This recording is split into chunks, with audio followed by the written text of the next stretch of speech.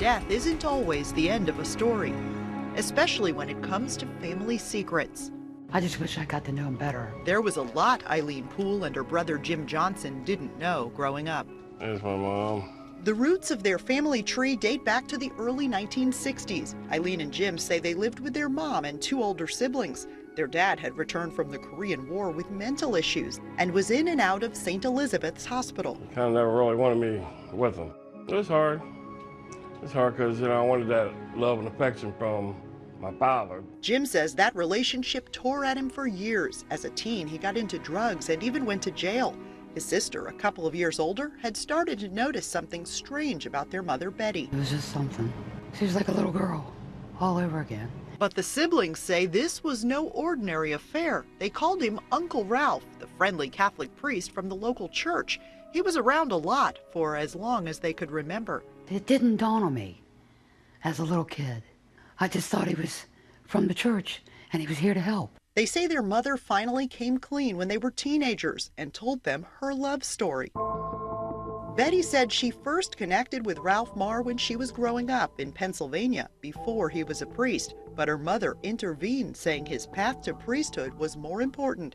Decades later, when Betty was a mother of two with a husband in the hospital, she went to a Maryland church looking for help. I think that was fate, It was meant to be. In a stunning confession, Eileen and Jim say their mom told them Father Ralph was their actual father. I wanted to ask him, but I knew. My mom told me not to ever say anything to him because he felt uncomfortable, because, they're not supposed to have children. Father Paul Sullins with Catholic University says under church law, it's far more serious than that. To have a sexual relationship with a woman once you've been ordained a priest is a crime. He says it isn't just the breaking of his vow to God, it's an abuse of power over a member of the faith and an injustice toward the children. They grew up without the full active participation of their father in their life. Well, we know that that's not good for a child. The Catholic Church relocated Father Ralph Marr twice in 2 years, around the same time Eileen and Jim were born.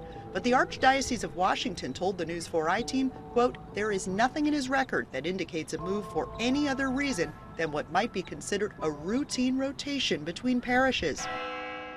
In the late 60s, Father Marr became the priest at Our Lady's Parish in St. Mary's County. When he died in 1982, Jim says he and his mom attended the funeral.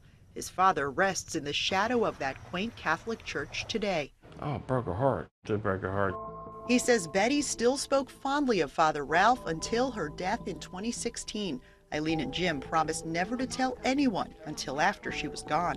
They both were very careful about it, because my mom took a lot of pictures of us kids growing up, but we didn't find any with him in it. But the I-Team found Jim did tell someone about his pain 35 years ago. We uncovered this court record dated just 7 months after Father Ralph died. In it, a psychiatrist noted Jim's natural father is a deceased Catholic priest and that his mother had an ongoing affair with his father for many years. This was his Bible. The siblings have a few memories they cherish, time spent at this small home their father owned near the church. They say they called it the beach house. It was a special place to all of us. Their mother told them he planned to retire from the church and grow old there with her, eventually leaving that home to their children.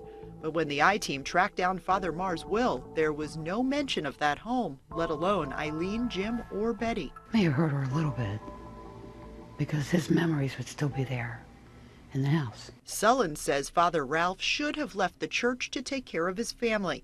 He believes thousands of priests have struggled with that same decision, but does not think the church will ever allow existing priests to marry. Definitely, there are more children of priests than we know.